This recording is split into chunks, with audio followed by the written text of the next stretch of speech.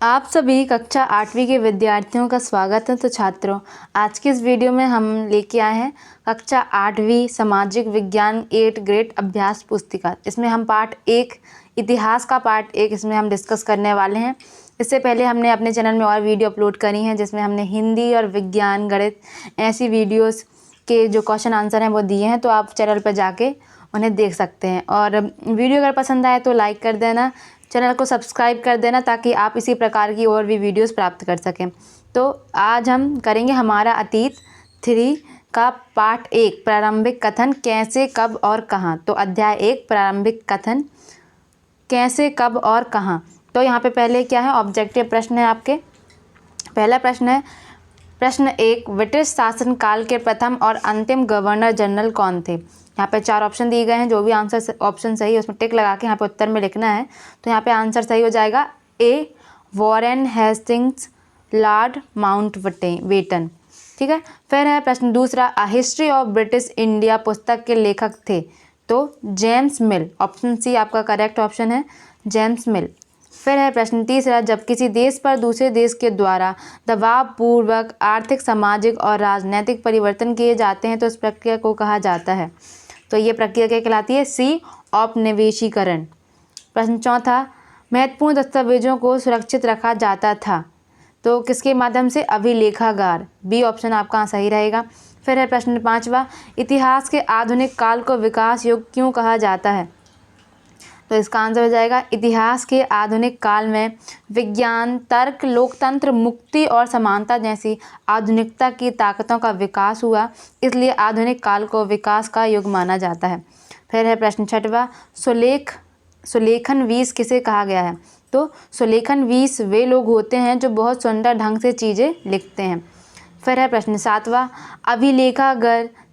लेखागार से आप क्या क्या देख सकते हैं। तो उत्तर जाएगा, सरकारी दस्तावेज, प्राच्य अभिलेख, मानचित्र, गणमान्य व्यक्तियों के निजी अभिलेख, मोहरे इत्यादि अभिलेखागार में देख सकते हैं।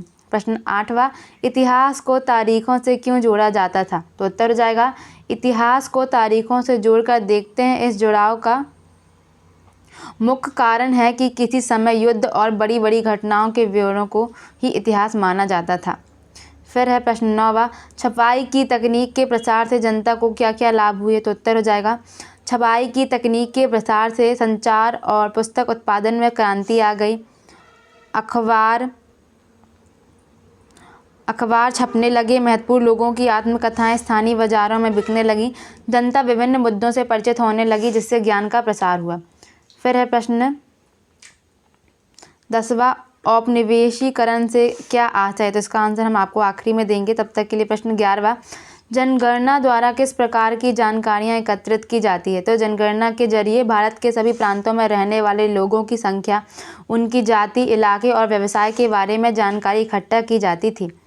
प्रश्न 12वां, जेम्स मिल द्वारा अपनी किताब में मुख्य रूप से किन बातों को उल्लेखित किया है। तो जेम्स मिल ने अपनी किताब ए हिस्ट्री ऑफ ब्रिटिश इंडिया में भारत के इतिहास को हिंदू, मुस्लिम व ब्रिटिश काल में विभाजित किया है।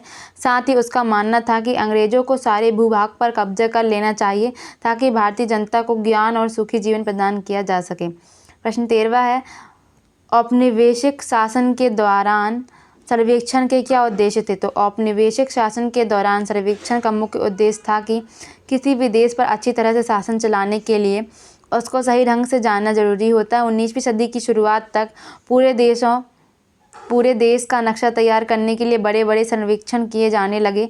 सर्वेक्षणों में धरती की सतह, मिट्टी की गुणवत्ता, वहाँ मिलने वाले पेड़ पौधों और जीव जंतुओं तथा स्थानीय इतिहास व फसलों का पता लगाया जाता था। अंग्रेजों की राय में किसी इलाके का शासन चलाने के लिए इन सारी बातों को जानना जरूरी था। फिर यहाँ पे हमने जो प्रश्न 10वां का आंसर यहाँ पे नहीं दिया है, वो यहाँ पे प्रश्न 10वां का आंसर है आखिरी। प्रश्न 10वां, औपनिवेशीकरण से आप क्या समझते हैं।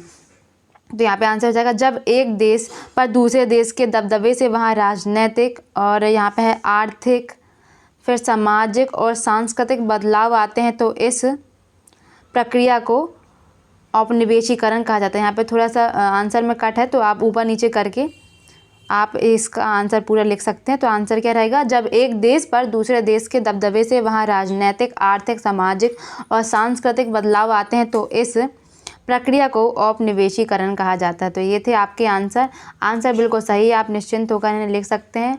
और वीडियो को लाइक कर दीजिए, चैनल को तुरंत सब्सक्राइब कर दीजिए ताकि आप इसी प्रकार की वीडियोज़ जो हैं वो प्राप्त कर सकें। तब तक के लिए धन्यवाद।